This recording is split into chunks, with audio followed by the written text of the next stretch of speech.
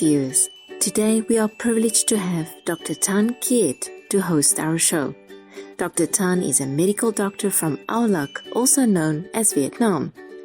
Currently, he is the director of the oncology department of Lam Dong Provincial General Hospital, which is responsible for caring for cancer patients and medical examinations. Prior to this, he worked as a professor at the University of Medicine and Pharmacy and Yersan Dalat University. Dr. Tan also holds a master's degree in medicine from Saigon University of Medicine and Pharmacy and has done research on cornea transplants for treatment of corneal ulcers, which can cause blindness. Being a vegan himself, he has also contributed articles to several health magazines on the topics of vegan diet and health.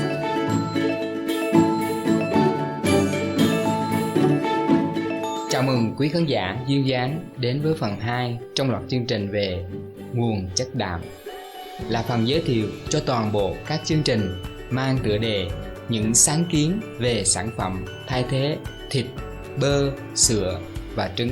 Tôi là Thanh Khiết, đến từ Đà Lạt mộng mơ và duyên dáng, thành phố của mùa xuân bất tận, Âu Lạc, còn được biết là Việt Nam.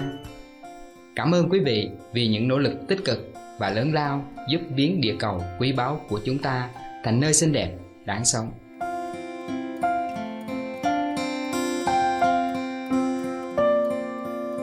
Việc tiêu thụ thịt khiến nhân loại phải đối mặt với nhiều vấn đề không liên quan đến sức khỏe, như cạn kiệt và ô nhiễm các nguồn tài nguyên quý giá như năng lượng, đất nông nghiệp và nước, cùng với sự phân phối thực phẩm mất cân bằng nghiêm trọng trên thế giới. Hiện nay, có khoảng hơn 1 tỷ người đói kém trên thế giới, chiếm gần 13% dân số toàn cầu. Đến năm 2050, dân số địa cầu có thể vượt ngưỡng 9 tỷ người, khiến cho tình trạng càng thêm tuyệt vọng nếu thói quen ăn thịt không bền vững này vẫn tiếp diễn. Để giúp quý vị hiểu thêm về thực trạng kinh hoàng này, chúng ta hãy cùng nghe lời giải thích của các nhà khoa học về cách cơ thể chúng ta hình thành và sử dụng chất đạm, một dưỡng chất cơ bản, chính là lý do nhiều người vẫn dùng để biện hộ cho việc tiêu thụ các sản phẩm từ động vật.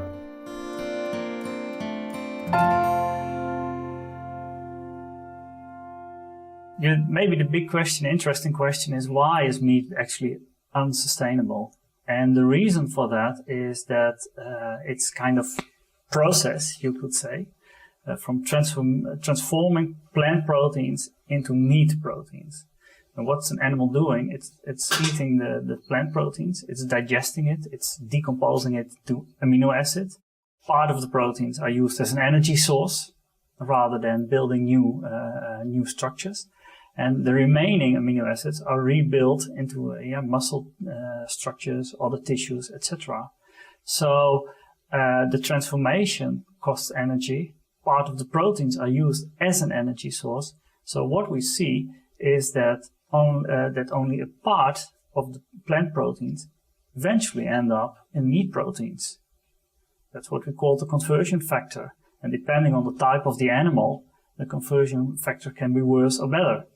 When you produce animals, you first have to feed them, and you have in average, on global average, you have to use 7 calories of feed to produce 1 calorie of meat, for example. And by that you have to have huge areas to produce the feed for the animals. It's much more area you need for that as if you eat the plants directly. Yes. That would reduce the area by a huge amount. And those huge areas and those monocultures lead to soil erosion. Growing feed crops and then putting them into animals is not necessarily inefficient from the animal point of view, because animal metabolism is extremely efficient. But to put feed crops into animals and then consuming the animal is very inefficient, because only 50% of the nitrogen and carbon input will ever reach a human mouth. Rõ ràng, sự kết hợp kém hiệu quả nguồn đạm động vật cùng với thực tế là nhiều người trong thế giới hiện đại đang tiêu thụ quá nhiều chất đạm có hại, dẫn đến câu hỏi thứ tư là điều gì sẽ xảy ra khi chúng ta ăn quá nhiều đạm? Yeah, actually eating too much protein is very toxic, and there's a lot of things it does to the body. I just want to highlight 3 of them. So the first thing about eating too much protein, or we might say too many amino acids, too concentrated a source of amino acids, as you'll get in animal foods, is that your body can't store all these amino acids. It doesn't really have storage space for it. It has storage space for fat. It has unlimited storage space for fat, right? And has storage space for some carbohydrates, like it stores some carbohydrates, not that many. Usually it either burns it or most of the storage additional calories get stored as fat. It doesn't have room to store these amino acids, so it has to decompose them.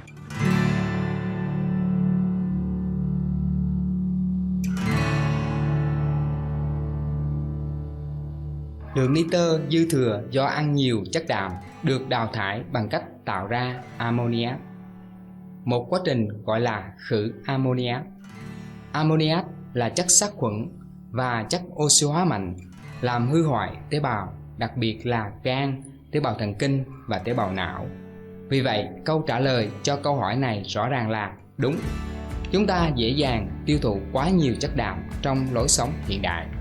Thưa quý khán giả đầy thông tuệ, chúng tôi hy vọng quý vị cũng nhận thấy việc tiêu thụ chất đạm không phải từ thực vật thật sự gây nguy hiểm cho sức khỏe của chúng ta.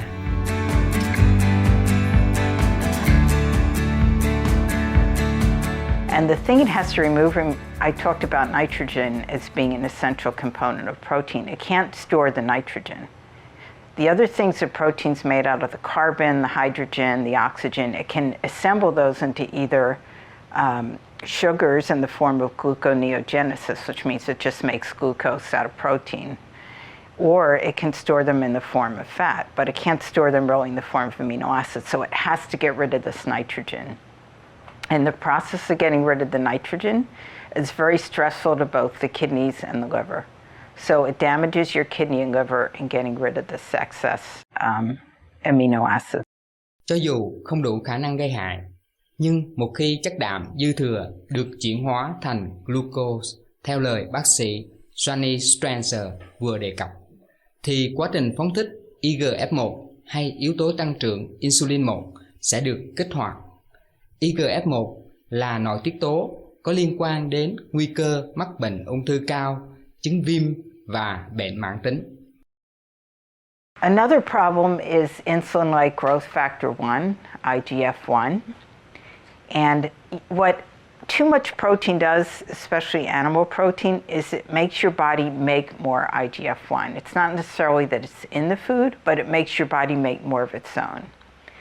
And it also is in dairy foods because it's part of cow's milk or goat's milk or whatever kind of milk you're drinking. So the IGF-1 is either in your food and or it makes your body make more of its IGF-1. Well, why would you care? The IGF-1 stands for insulin-like growth factor 1. It's a hormone. So the reason you care is because IGF-1 feeds cancer. So IGF-1 has been shown, and this is very well understood and it's been studied for a long time, to make cancer grow faster. So it's like really pouring gasoline on the fire of cancer when you eat foods that make your IGF-1 levels go up. It's the worst thing you can do.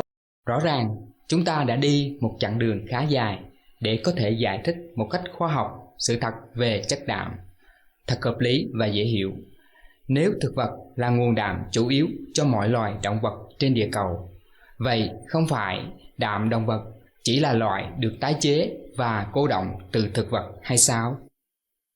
Thưa quý khán giả đầy thông tuệ, một lần nữa quý vị nói rất đúng. Chất đạm được hệ động vật hấp thu trực tiếp qua động vật ăn cỏ, sau đó gián tiếp qua động vật ăn tạp và động vật ăn thịt. Cơ thể chúng ta được cấu tạo để tiếp nhận các loại thực phẩm thuần thực vật cân bằng, đủ để cung cấp toàn bộ nhu cầu về chất đạm của chúng ta. Do đó, 100% nhu cầu về chất đạm của chúng ta có thể được hấp thu trực tiếp và tự nhiên từ thực phẩm thuần thực vật. But if you calculate it out, The USDA recommends, or the Institute of Medicine recommends 0.8 grams per kilogram per day. And that ends up being about, 47 for an average woman, 57, about that for an average male. It's so easy to get that protein because if you look at beans, if you look at legumes, lentils and peas and nuts and seeds and tofu, soy products, there's so much protein in there that you could almost get too much.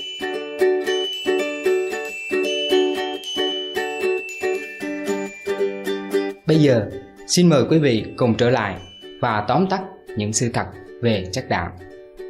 Sự thật số 1, chất đạm rất thiết yếu cho sự sống. Sự thật số 2, toàn bộ lượng đạm sử dụng cho động vật vốn là từ thực vật. Sự thật số 3, hầu như không thể thiếu nguồn đạm nếu chúng ta ăn đầy đủ các loại thực phẩm nguyên chất. Sự thật số 4, chúng ta có thể dễ dàng tiêu thụ quá nhiều chất đạm trong lối sống hiện đại. Sự thật số 5, cơ thể chúng ta được cấu tạo để có thể hấp thu 100% lượng đạm cần thiết từ các loài thực phẩm thuần thực vật.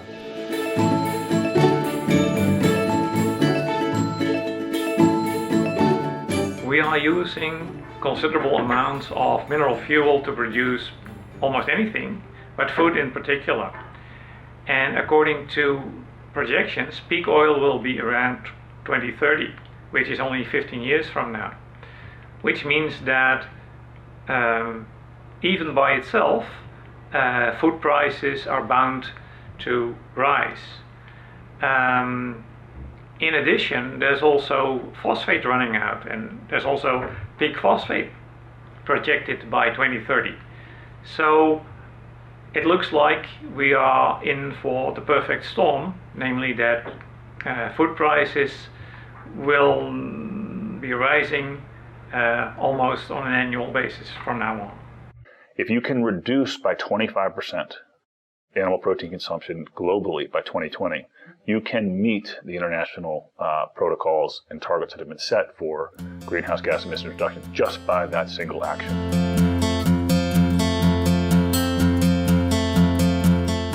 Đã đến lúc hành động. Thế giới ngày càng cần có thêm nhiều người chuyển sang dùng nguồn đạm thực vật. Bằng chứng thuyết phục cho thấy không hề xảy ra tình trạng thiếu hụt mà chỉ đạt được nhiều lợi ích. Đơn giản chỉ bằng cách áp dụng lối dinh dưỡng thuần chay từ bi, lành mạnh và giúp cứu địa cầu. Trong các phần chương trình sắp tới, chúng ta sẽ tìm hiểu những giải pháp để cứu giúp thế giới. Một trong các giải pháp này là sáng kiến về thực phẩm 100% dựa trên nguồn nguyên liệu thực vật. Các sản phẩm tuyệt vời này giúp cứu mạng thú vật, đồng thời cải thiện sức khỏe của chúng ta và bảo vệ địa cầu xinh đẹp này. Thưa quý khán giả từ bi, thật tuyệt vời khi có quý vị cùng đồng hành với chúng tôi hôm nay. Chúng tôi hy vọng các thông điệp của khoa học gia, nhà nghiên cứu và nhà hoạt động bảo vệ môi trường sẽ giúp mọi người thực hiện được nhiều thay đổi cần thiết, hướng đến một lối sống từ bi, lành mạnh và có trách nhiệm.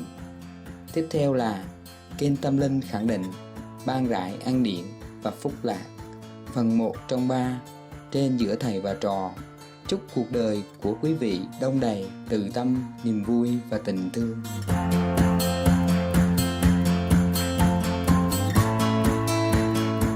Compassionate viewers, it's wonderful to have you with us today. We hope Demystifying scientists, researchers, and environmentalists will ask people to make the necessary change to lead a responsible, healthy, and noble lifestyle. Coming up next is a positive spiritual channel that brings blessing and happiness, but one of three on the three master and disciple. May your life be filled with compassion, joy, and love. For more detail, please visit www.suprememastertv.com/VEG.